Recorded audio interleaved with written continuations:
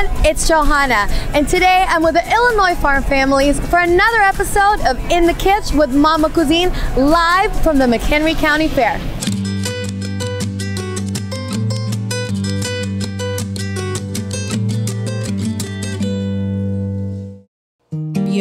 And we have some really great guests from Illinois farm families. We have Michelle and Rosie who's here, and we're gonna talk about what we love to eat the most: beef, pork.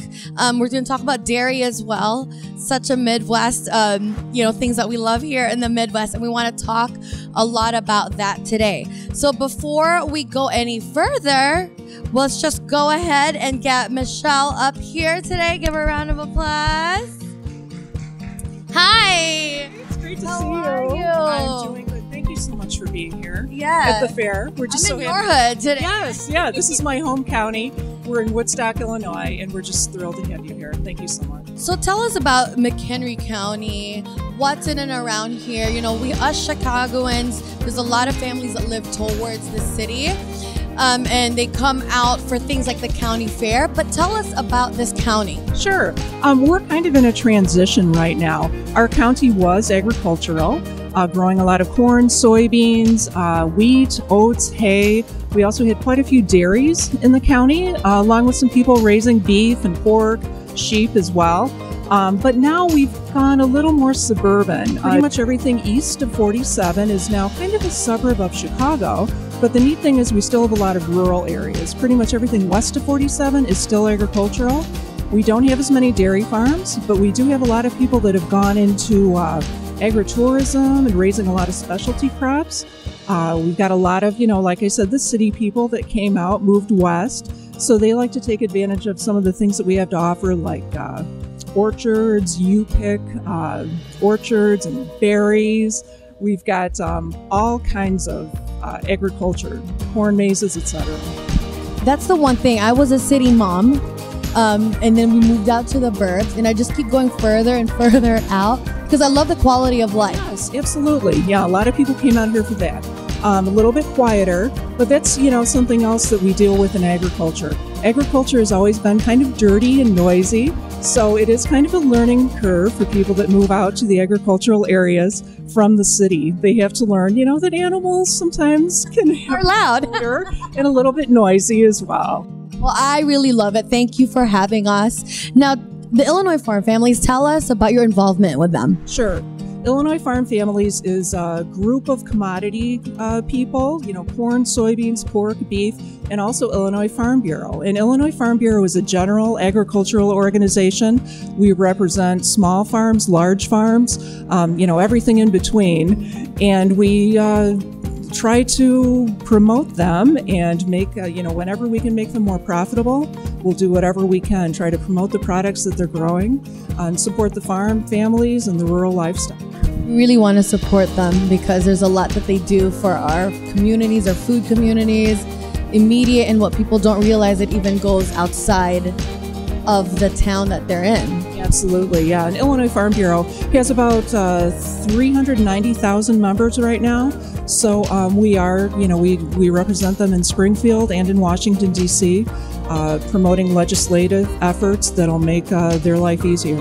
Now, how can everyday people like myself learn, or where can we go to find information? Because today we're going to talk about food labeling, especially with meats. So let's talk about that. Tell us about it. Sure. Our family, like I mentioned, we raise beef. My son also has a dairy. So we brought some samples here of some beef, some different cuts that we have. One question that I get often, and I sold our beef at farmers markets for about 11 years, so I'm kind of used to these frequent questions. One of them was, how do I choose a good steak? And what you want to look, we've got a sample of a T-bone steak here, and what you want to look for is the marbling. That would be the intermuscular fat here. That's the flavor. Yes, you need fat for flavor, which you well know. But yeah, that would be these flakes of white in the steaks. Don't pay too much attention to the fat on the outside. Generally, that gets cut off. Most good butchers will do that for you, but it's the intermuscular fat, the marbling, that will make a good steak. As far as the label goes, everything will be labeled by the USDA, and I'm going to really simplify this. There's a lot more to it, but you've basically got prime, choice, and select. In prime, you can consider like an A grade. Choice, you could consider the B, and then select would be more of a C. So I would always advise people to buy prime or choice whenever you can, just so you get a more consistent, better quality. Choice is what I see most of the time. Yes. In like your neighborhood markets and grocery stores. So we're getting a really good quality. Absolutely, yeah. Even my local Jewel now carries choice. So that's what I always look for too. Prime is generally found in upscale restaurants, hotels, things like that. Now, what other things about labeling? Because there's a lot, and it's something that people talk about all the time.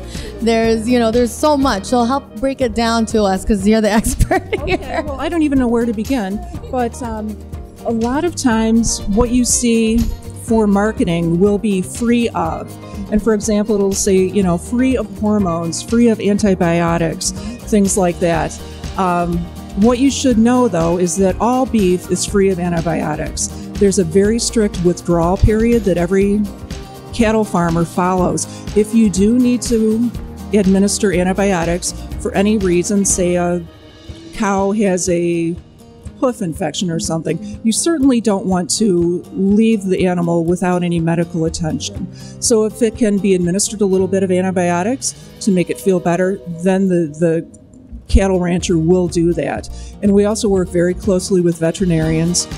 So the label here, free of antibiotics, antibiotic free, it kind of drives me crazy because It's like, duh, yes. all free of antibiotics. And as far as hormones go, hormones in beef, there is an implant that you can insert into the cattle's ear, sometimes under the hide, that will kind of on a time-activated basis kind of give the cattle some extra hormones, which helps them grow a little bit. But it's a very, very small amount. We're talking nanograms, and it's really nothing to fear. So by seeing this free of added hormones, it really is quite scary to people, and it shouldn't be. There's absolutely nothing to be afraid of. It's perfectly safe. And honestly, not every cattle rancher uses implants for hormones. We don't on our farm. That is so fascinating. I'm so fascinated by this stuff because there's so much. As consumers, we just go for whatever the coolest or sexiest thing is on TV. Yeah. It's marketing, and marketing now is fear-based. Everything is fear-based. Different products try to differentiate themselves, and unfortunately they use fear. And there's absolutely nothing wrong with the products that don't have all the labels and the list of free from. Well, now since you're an expert, I'm going to have Michelle stay with me throughout this broadcast today. It's kind of a ladies' day here today in the Kitch, which I love. Thank you for your tips. Where else could we find more tips like this and read up on it if we wanted to?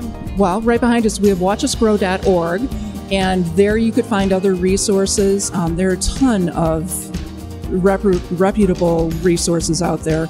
The Beef Association has a website, but I would suggest watchusgrow.org. Go there first. Very, very good. Thank you so much.